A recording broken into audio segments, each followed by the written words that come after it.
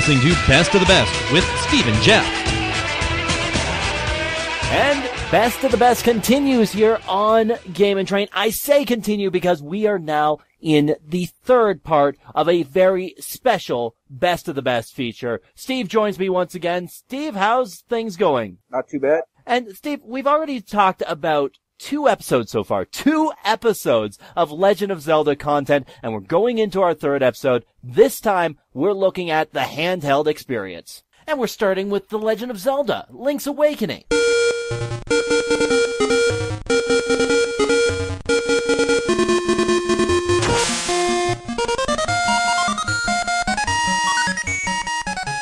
Link's Awakening, the first of the handheld games, released in North America August 93, was the first Zelda to be released for a handheld system. It's been re-released twice, once for the Game Boy Color and once again for the 3DS's Virtual Console. And this was a good one. A really nice, strong start to the handheld presence of Zelda. And you know what? Link's Awakening was one of those games that was pretty interesting because you were always used to the Zelda games being from that sort of top-down perspective, like with Legend of Zelda, with Zelda: A Link to the Past. But this one took things in an interesting way by giving Link the ability to jump. You don't see Link doing very much jumping in any of the games, really. It's one of those things that keeps coming back in the handheld ones. And this one actually start as like a Link to the Past, like for the Game Boy, like it's just a port of the original Super Nintendo game. But then over time, it just became its own game, and it was a popular one. It was on the bestsellers list for 90 months. Yeah, and it's a pretty neat game to look at. I mean, graphic-wise, it was pretty good for the Game Boy. And then it was actually one of the forefront games when they decided to bring out the Game Boy Color. So they re-released it as Link's Awakening DX. And that was interesting to see as well. It introduced a lot of different things to it. It introduced fishing to Zelda for the first time. It brought back a lot of the creatures from A Link to the Past. And it also introduced the Wise Owl, the one who would reappear in the Corner of Time and other different showings. So with all of this, we saw a great game come out. We saw a great start to Link's handheld adventures, and it really didn't end there. It's also a rarity, too, because it also was one of the only Zeldas that didn't involve Zelda, Ganon, or the Triforce in any way. It was the only Zelda to include some special enemies. Yes, I think I know exactly which enemies you're talking about. Goombas, Koopa Troopas, Piranha Plants, Boos, Shy Guys, Chain Chomps, etc., etc. Mario villains in a Zelda game. Mamma mia! Yeah, Mamma Mia is right. Holy cow. All the different things that happened there are pretty cool. Plus, it also had that change of perspective. Like, if you look at the Legend of Zelda original game, they always had those spots that you could go into to grab the special item for each dungeon. Here, one of the game's bosses was actually in one of those style of rooms. Really? I didn't know that. Yeah, it was the one where you had to fight the underwater boss. That's where things got a little bit interesting in this game. Cool. Now, there's one aspect of this game that comes up only at the very end of the game, and it's one that sort of cheapens the experience. All depends on how you take it. It's almost a Dallas-like feel, if you know what I mean. I don't really want to say this, so let's just let the computer say it for us. You're having a dream. Yeah, dreams are one of those things that happen in stories all the time, and this basically turned it so that the entire game was a dream. And when you make it a dream, you gut the story, really. Unless you look at it this way. There's 2 different ways that you can look at this. Was this Link's dream, or was this the Windfish's dream and Link was in it? Tough call. Actually, this one, believe it or not, was a sequel to the next game that came out for the Game Boy. Yeah, there were actually 2 games that would come out for the Game Boy that are pretty awesome to see. They're a pair of games partnered up. Again, of course it's Nintendo. They'll partner the 2 games up. Oracle of Ages and Oracle of Seasons.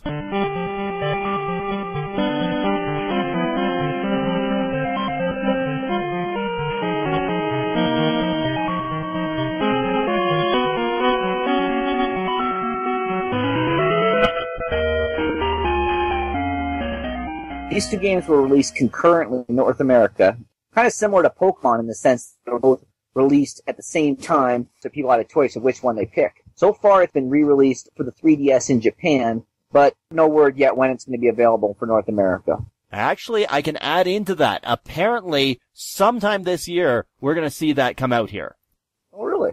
Well, that's good news. I only have played Oracle of Seasons, but I would like to play them again. I would actually like to go back and try that, especially try Oracle of Ages. And it had some really good things. Like, it was a popular one. It was well received.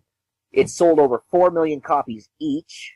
And the Oracle series received mostly positive reviews and sometimes being credited as two of the top, if not the best games for the Game Boy Color. But Oracle of Seasons is usually the one rated just a little bit higher. And when you look at this, I'm curious to see how they're going to pull that off when they do bring it out for the 3DS here. Because I know that the two games had that link connectivity that allowed you to get into that final section that you can only get to if you beat both games. So if you're downloading both of these games onto the system, how they're going to pull that off is what's got me curious. I think they did it with a password back in the original days. It was either link cable or password or both. I can't really remember it. Like I said, I only played the one. But if it's a password, it shouldn't be that hard, really. They just have to enter the same password from the first one for the next bundle. And this was also an interesting one, too, because this was the first Zelda not to be handled wholly by Nintendo. Instead, it was primarily developed by Flagship, a subsidiary of Capcom. And originally, it was actually supposed to be 3 games, making it like a Triforce trilogy kind of thing, called the Mystical Seed of Courage, the Mystical Seed of Wisdom, and the Mystical Seed of Power. But due to the technical difficulties of making it work, the 3rd game was cut and the other 2 were renamed. But still, when you look at it, I mean, both of those games are pretty strong. Oh yeah. Oracle of Seasons puzzle elements were not as difficult as the ones in Oracle of Ages, but then again, Oracle of Ages was considered to have some of the most challenging puzzles in all of Zelda. Its emphasis was more on action. It actually showed a lot of action because it also included giving Link 3 animals to ride on. A Dodongo, a winged bear, and a kangaroo. Kangaroo with boxing gloves. Welcome! Punch! Of course it's got boxing gloves. It's a kangaroo. So looking at that game then, we see a lot of great elements introduced to it here. And really, when you look at the Zelda series and the fact that there's only, I'd say about 6 handheld games that came out, they're all strong in their own right. I don't know if they've kind of shied away from the handheld games, or maybe they just want to put all their energy towards making really good console games. Like, if it took too long for that, then they could breeze out a handheld game just to keep everybody satisfied until then. Let's jump on to the next one that we have. This one is actually available on a couple of different sources as well. Legend of Zelda, the Minish Cap.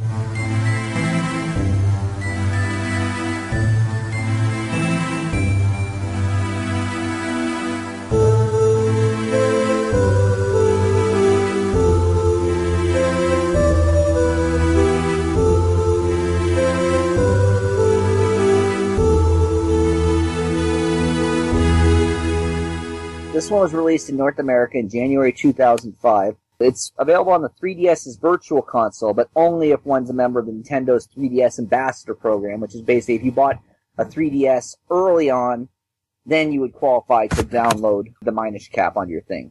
Which is a shame because it may not be one of the more popular Zeldas, but it was still one, and it still did a pretty good job of doing it all. It only sold a little more than 1 million copies, which by Zelda standards isn't quite as good as some of the other ones, but it was still a pretty decent game. And before the Skyward Sword, it actually the first, chronologically speaking, second only to Skyward Sword. Yeah, so you look at a game like this, I think the one thing that can be said here is even though it didn't sell that much, it did receive a lot of good reviews. All of its scores pretty much scored in the 90% range, and its style was very similar to the 2D one, much like Four Swords Adventure, in the sense that it combined the 2D map style that you see in A Link to the Past with Wind Waker art style. But this time without the multiplayer aspect and going back to the singular overworld quest things that are a staple of Zelda. Yeah, and speaking of staples, like, it had a lot of your basics in there, like, obviously you gotta have bombs, bows, and boomerangs and stuff like that, but there are some few new items that really don't occur anywhere else. There's the Gust Jar, the Mole Mitts, and the Cane of Pachi. I don't know what it does, but apparently it turns pits into trampolines and turns enemies upside down and stuff like that. Probably a good thing they didn't carry it over. That'd be a little too confusing. It was also the chronological precursor, though, to the Four Swords games. It happened before Four Swords, the small Four Swords, and the Four Swords Adventure. It's the one where Vati first shows up, where he does his stuff, and then you beat him, and then he gets trapped within the Force Sword, leading to the next 2 games. The main villain in his own game without being second banana.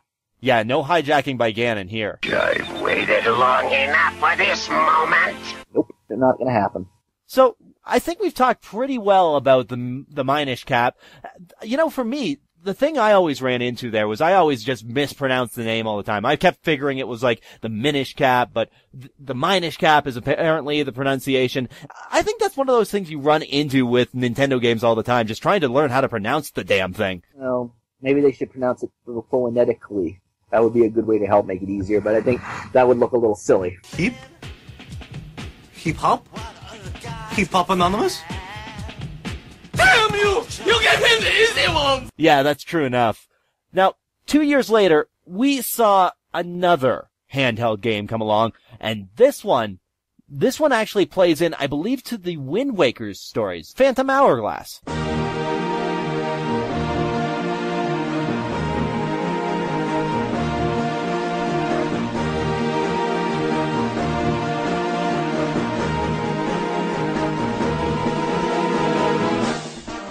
Released in October 2007, it was a direct sequel to The Wind Waker, picking up shortly where it left off, with Link sailing off with Tetra's pirate crew across the Great Sea. Within 6 months, it sold over 4 million copies and received review scores which put it in the 90% area, on par, of course, with most Zelda games. This, like you mentioned, takes place right after Wind Waker, and if we all remember how Wind Waker ended, that showed the end of Ganon, the death of Ganon at that point. So, this game has one of the unique elements of being one of the few Zelda games that had a good distinction to it. No connection to Ganon in any way, shape, or form. The thing about this game, though, it kind of tweaks the gameplay element by building the game around the DS's touchscreen and including puzzles and actions dependent on the use of the stylus. Like, they knew they were going to put it on the DS, so they built it around the DS, which I don't know whether it was a good choice, really. Like, it was a good game, but do you really want to build a game around a system? Maybe that's the realistic thing to do, but I don't know, it just seems off to me. Like it should stand on its own, not depending on where it was from. Yeah, so it can transfer over to any system regardless. Like they're gonna have to always have some version of touchscreen technology, like if they decide to port it over to the 3DS Virtual Console or anything else like that. Yeah, so it's always going to need something like that, but the good thing is, with the Wii U, something like that would be doable on the big screen. That'd be nice. I'm just saying, you know, like, is it going to have the same timeless feel that the original Nintendo or Super Nintendo Zeldas had? Well, that being said, I mean, that's the one challenge you run into with any of the Wind Waker games. Like, while they're all coming back, like Wind Waker, Phantom Hourglass, and the game we're going to be talking about next, they all have that sort of interesting, cartoony, cel-shaded style, but is that going to be something we're all going to want to have a lasting memory of? Well, that depends on who you ask. Some people want to forget it, some other people are okay with it. I think we may actually see another cel-shaded game. I mean, they're re-releasing Wind Waker. Who knows if we won't see another addition into the chronology here? It's entirely possible. Especially if they ever decide to come out with another Zelda cartoon or anime or anything like that. Like, it might drum up things towards the cartoony, cel-shaded way. It's a possibility. Right, so if you're to look at something like this, the play style that we saw here is sort of a precursor to the game we're talking about next, which is The Legend of Zelda Spirit Tracks.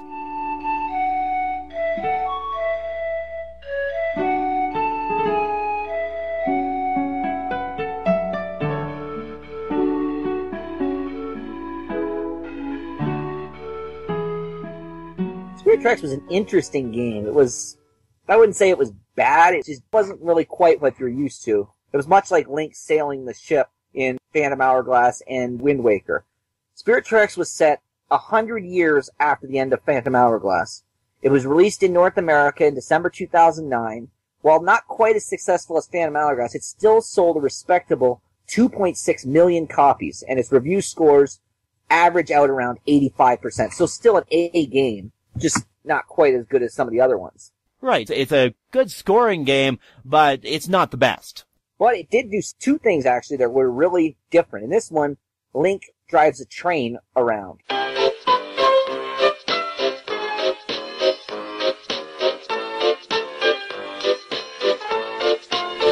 Which is different, yes. It's been likened a little bit to Zelda 2, The Adventure of Link. in the sense that the overworld is not as important as the actual, the side-scrolling levels. It still plays it like a 3D game entirely, but there are sections of it where you're on the overworld where Link is piloting his train around, delivering goods, transporting people, and other stuff. It was a part of a side quest, but it was also there. Shunting was not a job for important tender engines. Even more important than that, in the new move for a Zelda game, the player can actually control Zelda, and she helps Link complete dungeons. Granted, she's a ghost and having a suit of armor, kind of like Alphonse Elric of Full Metal Alchemist. Have you seen my big brother Edward? He's very short. Shut up, talking suit of armor. My name is Al. You get to see Link receive help from Zelda, and you actually play as Zelda. Now, if they had done this during the days of Sheik, I would be interested, but this is something where the whole Alphonse Elric aspect of it, like you mentioned, the whole idea that it's Zelda in a suit of armor, and the fact that Link is piloting around a train and all that, it kind of seems a little cheesy to me. I don't know.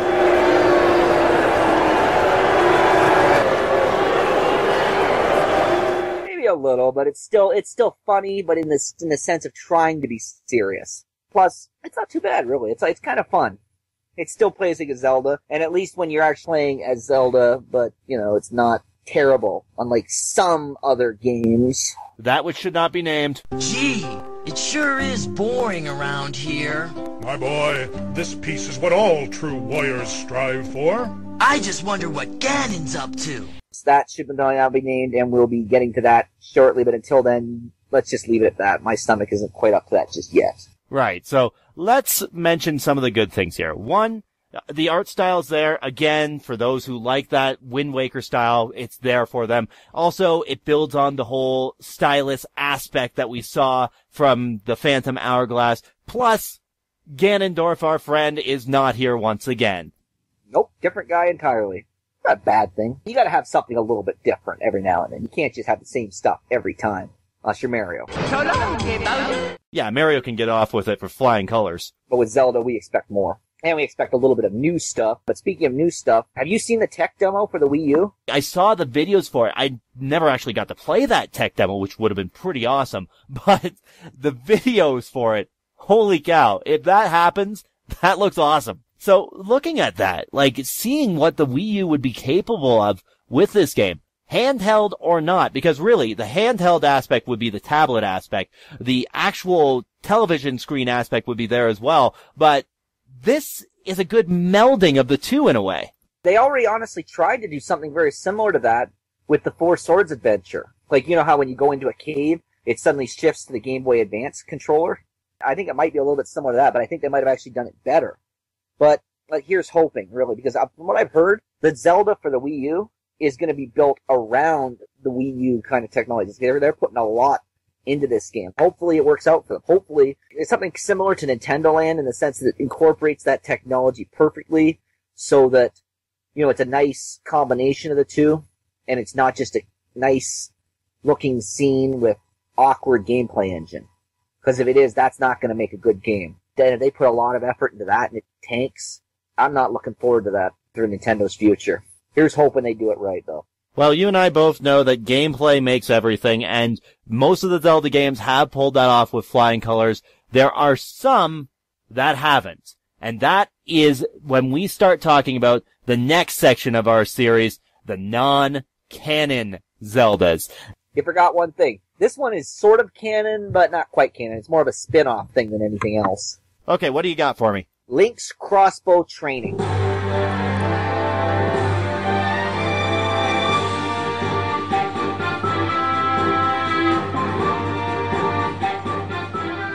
Okay, what about it? Well, it was released in North America in November 2007. It was bundled with the Wii Zapper peripheral, which is basically like a kind of a gun thing, which you hook your Wii remote and your Wii nunchuck to, and you walk around shooting stuff.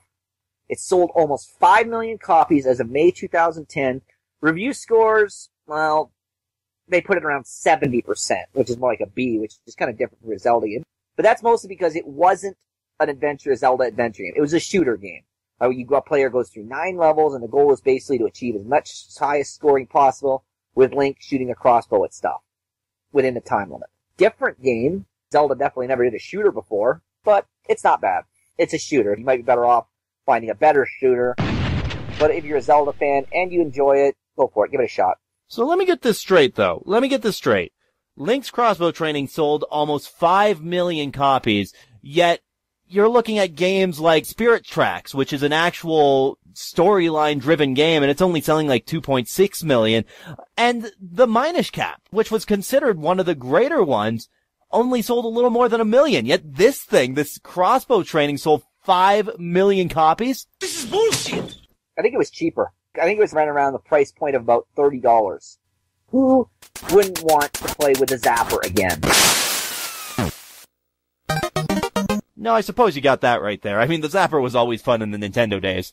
It's a stocking stuffer game, really. Alright, Steve. I think we've got that then.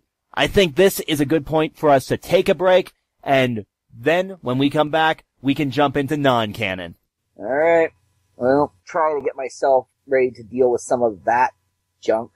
Yeah, it's gonna be a doozy. There is Zelda stuff that isn't canon that is pretty good. It stayed very true to the flavor that is Zelda. And other stuff that just failed miserably. But we'll leave that for another day. Right. So, join us next time. Best of the Best continues. This is our look at the Zelda series. Non-canon, coming at you next time. No! Not into the pit! It burns!